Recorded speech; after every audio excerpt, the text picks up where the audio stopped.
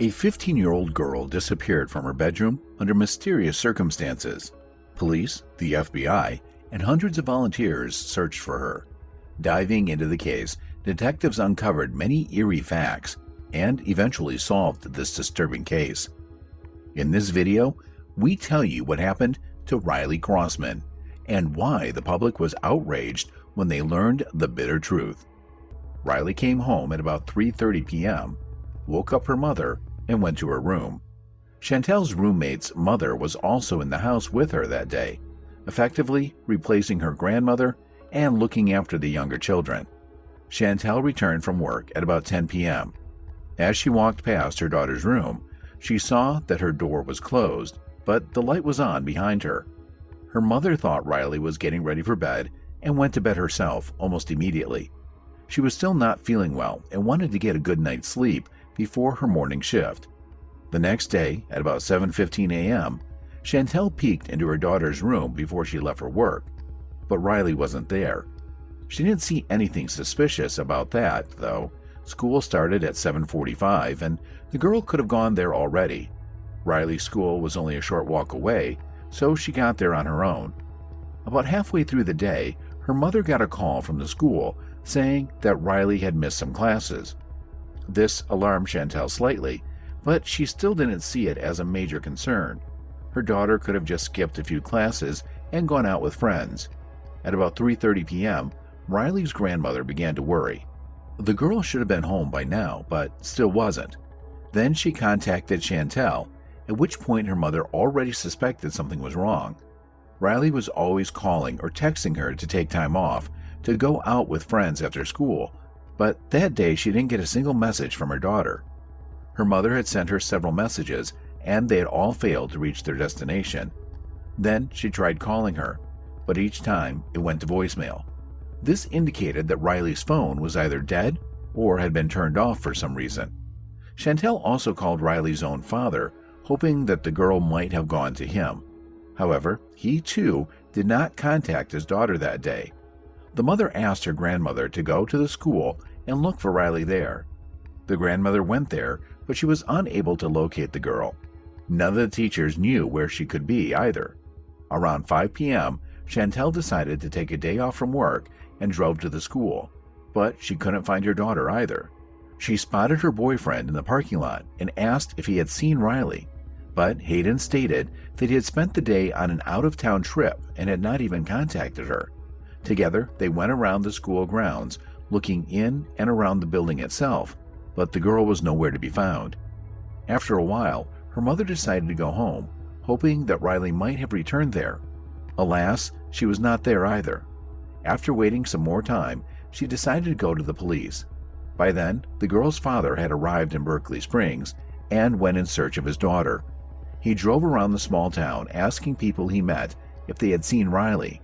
With a population of just over 600, most of the residents knew each other. One of the local teenagers said he saw her walking down the street. Unfortunately, this information did nothing to help him find Riley, and investigators thought the boy was just mistaken. The police quickly began a search, interviewing everyone the girl knew. None of her friends had seen Riley that day, nor had she shown up at school. At the same time, several teachers noted that she was present in their classes. This misled the detectives at first, but it soon became clear. These teachers had simply failed to notice the girl's absence and flagged her down. From conversations with Riley's acquaintances, the police began to reconstruct the chronology of events. They found out that on the evening of May 7th, the girl was on the phone with her boyfriend until 10:30 p.m., and she answered her friend's messages on social media until midnight. What follows is something very strange. At 5:40 a.m., Riley called her boyfriend by video link, but he was asleep at the time and didn't answer. The detectives immediately suspected something was wrong. Why was Riley trying to contact him at such an early hour? The girl's mother assured her that Riley would never run away from home. She simply had no reason to. Given that she was the eldest child in the family, her mother treated her very gently, almost never forbade her to go out with friends or a boyfriend, allowed her to go to her father's house in another town at any time, and generally did not control her every move.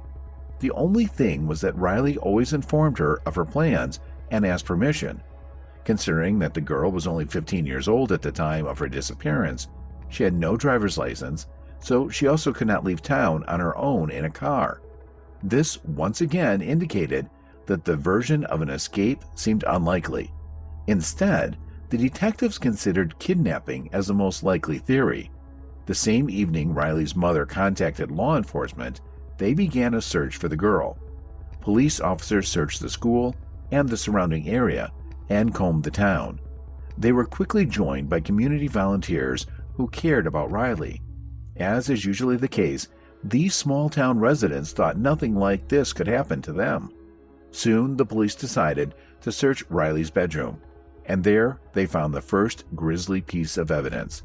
On a pillow and sheets, they found small blood stains. They sent the items immediately to a lab, where experts ran a DNA test and determined that the blood belonged to Riley. At this point, everyone realized that something truly terrible had happened to the girl. If her family had hoped to the last that Riley had gone somewhere on her own initiative, after the discovery of the blood, those hopes were dashed. Here, it's worth clarifying why the mother didn't notice traces of blood when she examined her daughter's bedroom a few hours earlier. The bed was made, and it had not occurred to her to lift the blanket. This finding not only indicated that the girl had most likely been attacked, it had all happened in her house, and it was up to the police to figure out who might have done it. After the blood trail was discovered, the search escalated. After a while, the local police were joined by the FBI, the Department of Homeland Security, and the state police. Together they continued to search for the missing girl, but with no results. On May 15th, law enforcement decided to bring in additional forces and organized a large-scale search covering a wide area of many kilometers around the city. The next morning, they announced that they had managed to find Riley Crossman's body. It was about a 40-minute drive from Berkeley Springs, near a country road near the top of a small mountain. The detectives knew immediately that they were dealing with a murder, not an accident. It looked as if the unknown perpetrator was trying to hide the body as far away from prying eyes as possible. Medical examiners examined the body and confirmed that it was indeed Riley, but they couldn't determine the cause of death because of the extensive decomposition. It was very strange because it had been just over a week since the girl had disappeared. Apparently, the killer had done something to the body. Investigators noticed several other strange things. First, the girl was wearing only one shoe, and they could not find a second shoe anywhere nearby. Secondly, they concluded that the unknown perpetrator changed her clothes because they had information that the girl was supposed to be wearing leggings and a sweatshirt, while when they found her, she was wearing shorts. They also found traces of whitewash or plaster on her clothing. The police reclassified the case as a homicide, and now they had to find the perpetrator. They re-interviewed all of Riley's relatives and acquaintances and noticed something odd. The testimony of Andy McCauley, Chantel's roommate, did not match the story of another man Andy worked with at a construction site in nearby Hedgesville. He initially told police that on May 8th, Riley's birthday, he did not leave his workplace from morning until late afternoon. However, that same day, around 10 a.m., his neighbor noticed a green Dodge pickup truck in front of their house. The neighbor knew that this car did not belong to either Andy or Chantel. Moreover, Andy's driver's license had been temporarily revoked. With all this in mind, the neighbor asked Chantel what this car was doing in front of their house, but the woman was unaware. After the whole town became aware of Riley's disappearance, the neighbor decided to share the observation with the police. Detectives questioned Andy again. They determined that the vehicle in question belonged to one of his co-workers, and the man had not driven it before. The owner of the pickup truck often picked Andy up in the mornings to drive him to work. Upon learning that the police were aware of his movements that day, Andy changed his statement. He stated that he had actually taken the pickup truck and drove it to buy illegal substances to take with a co-worker at the construction site later in the day. Sometime later, he changed his statement again and said that he went to his house to pick up the substances and then return to work.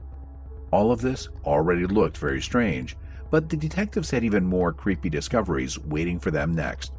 For starters, they talked to Riley's mother and asked her to recall if she had noticed any oddities in her roommate's behavior. Then she told them that on May 8th, the day her daughter disappeared, Andy had indeed been acting suspiciously. When he returned home that night, Chantal told him about Riley's disappearance. The man immediately said he would go looking for her, got on his bicycle, and rode off. However, when the woman returned home from her search, she found Andy asleep on the couch, as if nothing had happened. This behavior was very strange. All of Riley's relatives had been combing the streets until late at night, helped by concerned townspeople, while Andy simply went to sleep as if nothing had happened. In addition, one day after the girl went missing, Chantal called Andy and recorded the conversation. Unfortunately, its full content was not disclosed. All we know is that Chantal was already suspicious of Andy at this point and linked it all to his addiction to illegal substances. The police then spoke to Andy's coworker and found out that, in fact, the men had been absent from work from about 9 a.m. until about 2 p.m. In addition, the coworker stated that he believed that Andy had banned substances with him to begin with, so there was no reason for him to go somewhere to get them. The detectives then searched for the green Dodge and found a large stain of dried plaster in the trunk. Forensics showed that it was the same substance found on Riley's clothing. Investigators also led service dogs to the pickup, which detected a deadly smell in the trunk. They also found some pretty specific bolts in the car, which are rarely used. 2 of the exact same bolts were found near Riley's body. The police soon found another inconsistency in Andy's statement.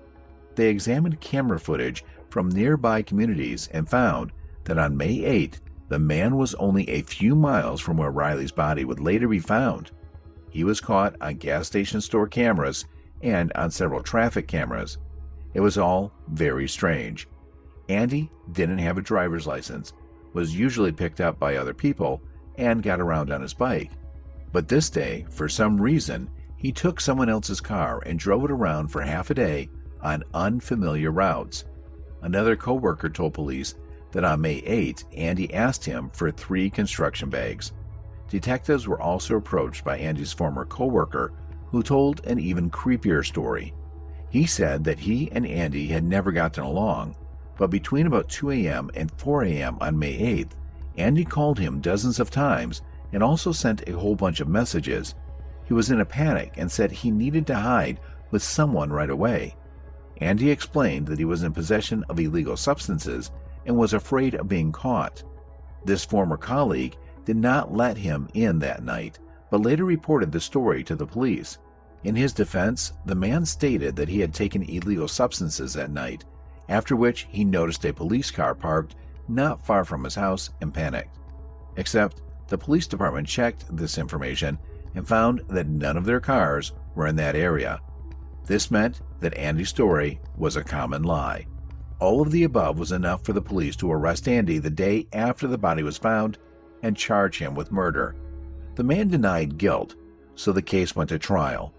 The case then stalled for more than 2 years as the trial did not begin until September 27, 2021.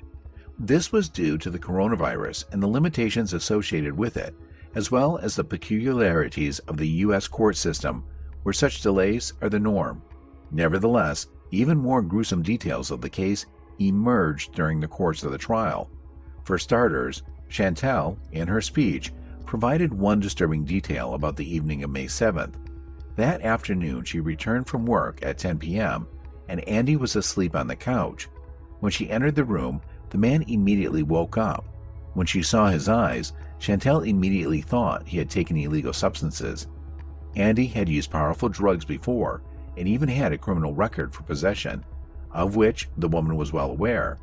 Further, the prosecution revealed information about disturbing messages sent from Riley's phone shortly before her disappearance. At 11 p.m. on May 7th, the girl texted her boyfriend that Andy had just gone into her room. 12 minutes later, she sent another text where she wrote that she was scared. she never contacted him again. Unfortunately, Hayden had already gone to bed at that time and did not see these messages. By morning, they had already been deleted. At trial, he also said that Andy had repeatedly entered Riley's room that night. The girl was video chatting with her boyfriend, and Hayden could hear him enter the room. Andy asked her to do the dishes and talked about some other mundane things, but Riley was unequivocally afraid of him. She asked Guy not to pass out while Andy was in her room.